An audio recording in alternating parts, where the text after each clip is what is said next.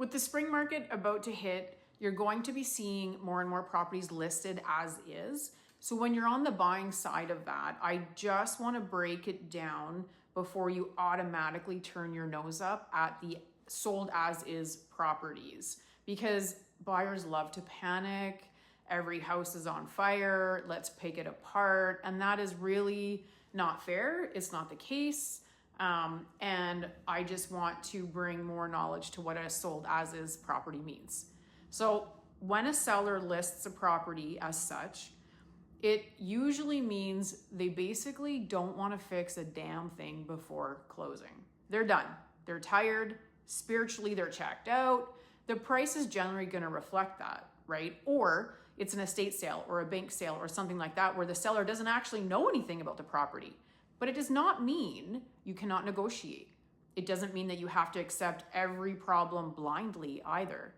The house is automatically a teardown. That's another good one that I hear. So no, you should skip your inspection and just hope for the best like a lunatic. Also, hard no.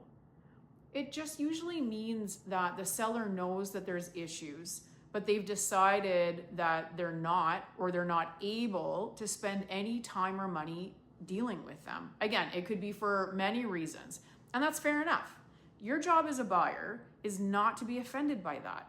Your job is to figure out whether the price that they're asking, the condition, the scope of repair, all that stuff that you can control makes sense for you.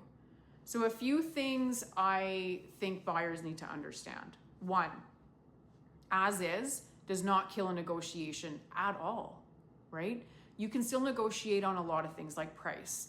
You can discuss terms. You can still decide if the risk is too high for you and walk away. As is not a magic phrase that turns a bad deal into a smart one either, okay? So you can still do an inspection. You should be doing an inspection.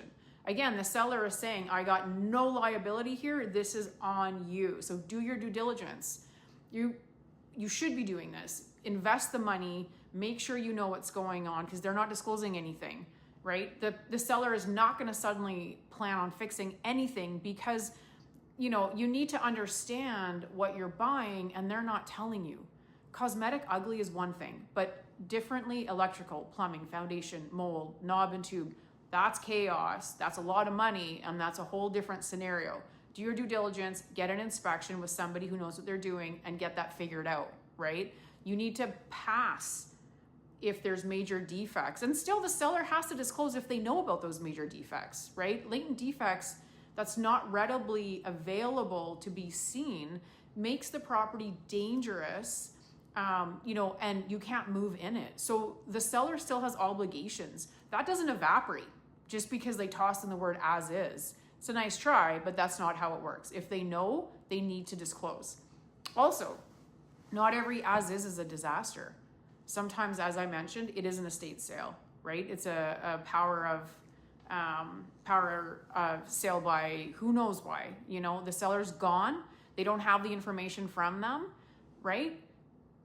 The seller at that point, being a lawyer or a bank or a family member or whatnot, isn't going to put their name behind anything. So it's just they're setting the boundary. They're letting you know what the deal is. That's it. It's okay. Take the emotion out, do your due diligence and move on. If the numbers work, they work, right? You got to factor in that repair. You got to factor in the changes. If it doesn't, move on. Don't romanticize a bargain that needs $120,000 in work because the kitchen had nice windows, right? Doesn't make sense. So the bottom line, as is, definitely should not scare away smart buyers. It's going to make you sharper. It's going to make you ask better questions. It's going to push you into thorough inspections, and you're going to associate professionals with the space, right? Repainting, reshingling, replumbing, rewiring, all of that can get you a dream home, but it has to add up to the bottom line with what the value is.